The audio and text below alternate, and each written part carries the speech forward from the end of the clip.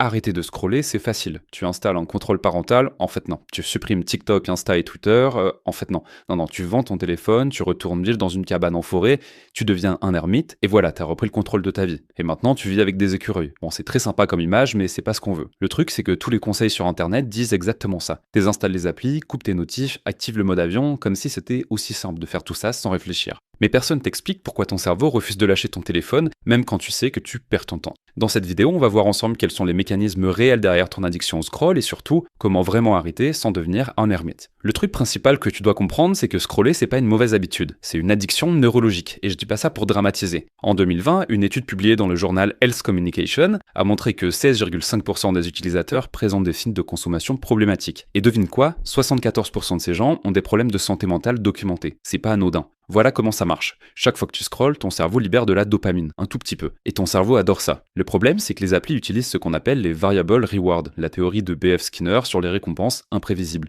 En gros, tu sais jamais si le prochain scroll va te montrer un truc intéressant ou nul. Cette incertitude, c'est exactement le même mécanisme que les machines à sous dans un casino. Ton cerveau devient accro à l'anticipation, pas au contenu en lui-même. Et ça empire. Plus tu scrolles, plus ton cerveau développe une tolérance. Il te faut de plus en plus de stimulation pour ressentir le même plaisir. Et c'est pour ça qu'après 2 heures sur TikTok, tu te sens vide et fatigué alors que tu cherchais à te détendre. Maintenant, la question, c'est pourquoi c'est si difficile d'arrêter même quand on sait tout ça. Une étude de Harvard a identifié 3 mécanismes qui te piègent. 1. Regarder 5 vidéos augmente la probabilité d'en regarder une autre de 10%. 2. Catégoriser les vidéos ensemble augmente cette probabilité de 21%. 3. Si ta consommation est ininterrompue, t'es 22% plus susceptible de continuer. En gros, toutes ces maths, ces algorithmes sont conçus pour créer ce qu'ils appellent le trou du lapin. SO Alice au pays des merveilles. Bref, c'est une spirale dont tu ne peux pas sortir. Et il y a encore pire, c'est le défilement infini. C'est quand la page se recharge automatiquement. Ça élimine toute friction. Avant, tu devais cliquer sur page suivante et ça te donnait une micro-pause pour décider si tu continuais. Maintenant, il n'y a pas de friction. Tu scrolles jusqu'à ce que ton pouce soit engourdi. Cal Newport, prof d'informatique à Georgetown, explique ça parfaitement dans son livre Digital Minimalism. Il dit que la technologie elle-même n'est pas le problème. Le problème, c'est qu'on l'utilise sans intention. On ouvre Instagram juste 5 minutes et on se retrouve 2 heures plus tard à regarder des vidéos de chats qui jouent du piano. Bien que moi-même j'adore aussi ces vidéos, on sait que c'est un piège. Les développeurs de la Silicon Valley savent exactement ce qu'ils font. Ils embauchent des psychologues, des neuroscientifiques, des experts en addiction pour rendre leurs applis plus addictives. T'es pas faible, t'es face à des équipes de zinzins d'ingénieurs bourrés de diplômes dont le seul job c'est de te garder sur l'écran. Bon, assez parlé du problème. Voilà comment arrêter. Première chose, tu peux pas juste réduire ton temps d'écran. Ton cerveau est trop fort pour ça. Si l'appli est sur ton téléphone, tu vas finir par l'ouvrir, c'est mathématique. Alors voilà ce que tu fais. Newport propose ce qu'il appelle le désencombrement numérique de 30 jours. En gros, tu supprimes toutes les applis optionnelles de ton téléphone. Et je parle pas juste des réseaux sociaux classiques, je parle aussi de YouTube, des sites d'infos, de Reddit, de Discord, tout y passe. Pendant 30 jours, tu vis sans. Et c'est là que ça devient intéressant. La plupart des gens pensent que le but c'est de tenir 30 jours et après tu reviens à la normale. Non, le but c'est de remplir ce temps avec autre chose. Parce que si tu fais rien, ton cerveau va juste te torturer avec l'envie de scroller.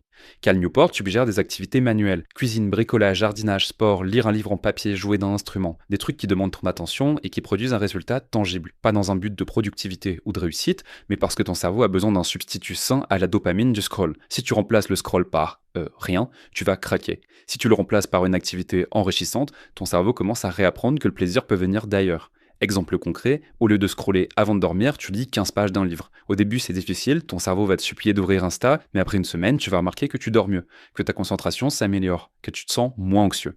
Après les 30 jours, tu réintroduis uniquement les applis qui apportent une vraie valeur à ta vie, et tu les utilises avec intention. Genre, je vais sur YouTube pour regarder ce tutoriel spécifique, puis je ferme l'appli. Pas, je vais sur YouTube voir ce qu'il y a.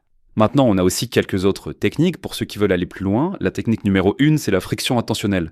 Léo Duff en parle très bien dans cette vidéo si tu veux la checker. Si tu peux pas supprimer une appli parce que t'en as besoin pour le boulot, rends-la chiante à utiliser. Supprime le raccourci de l'appli de ton écran. Mets-la dans un dossier avec 50 autres applis. Force-toi à taper le nom pour la trouver. Chaque seconde de friction est une chance pour ton cerveau de se demander « Est-ce que j'ai vraiment besoin ou envie de faire ça ?» Technique numéro 2, désactive toutes les notifs. Et je dis bien toutes. Email, message, tout. Si quelqu'un a vraiment besoin de te joindre, il va t'appeler. Les notifications sont des interruptions constantes qui fragmentent ton attention.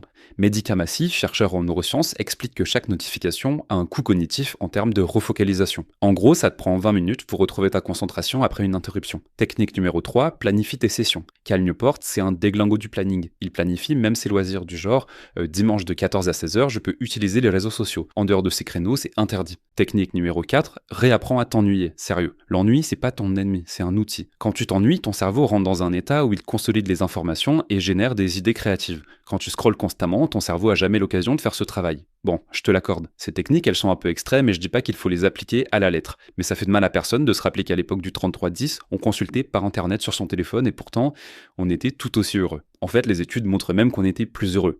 Mais ça, vas-y, c'est peut-être dû à d'autres choses, on ne sait pas, hein. Maintenant, voilà ce qui va se passer et ce à quoi tu dois t'attendre si tu suis ces conseils. Première semaine, c'est l'enfer. Ton cerveau va te supplier. Tu vas avoir l'impression de passer à côté de trucs importants. Tu vas avoir le FOMO. Tu vas checker ton téléphone par réflexe 50 fois par jour. Et c'est normal, t'es en sevrage neurologique. Deuxième semaine, ça s'améliore. Les compulsions diminuent. Tu commences à apprécier les moments sans écran. Tu lis un peu plus et tu dors mieux. Troisième semaine, c'est le déclic. Tu réalises que tu as lu 2 livres, appris 3 recettes et que tu as passé du temps de qualité avec des gens. Ton niveau d'anxiété a tendance à baisser et ta concentration à augmenter. Quatrième semaine, tu te demandes comment tu vivais avant. L'idée de passer 3 heures par jour à scroller te paraît absurde. T'as retrouvé du temps pour des trucs qui comptent vraiment. Et c'est là que c'est fou. La personne moyenne passe 3 heures et 45 minutes par jour sur les réseaux sociaux. Multiplie ça par 365 jours et ça fait 1368 heures par an, soit 57 jours complets. Presque 2 mois de ta vie chaque année à regarder des vidéos de gens que tu ne connais pas, danser sur des sons que tu vas oublier. Imagine ce que tu pourrais faire avec 57 jours. Apprendre une langue, lire 50 livres, maîtriser un instrument, lancer un projet, ou même rien faire et occuper ton temps comme tu l'entends avec des choses qui te nourrissent. Bref, pour arrêter de scroller et commencer à vivre, 1. Comprends que c'est une vraie addiction neurologique, pas juste une mauvaise habitude. 2. Fais un désencombrement de 30 jours et supprime les applis. 3. Remplace le temps de scroll par des activités qui apportent une vraie valeur. 4. Réintroduis uniquement ce qui est essentiel et surtout avec intention. Le problème, c'est pas la technologie, c'est comment on l'utilise. Si ton téléphone contrôle ta vie, c'est parce qu'on t'a laissé croire que c'est normal. Mais c'est pas normal de checker son écran 150 fois par jour, ni de scroller 4 heures sans voir le temps défiler.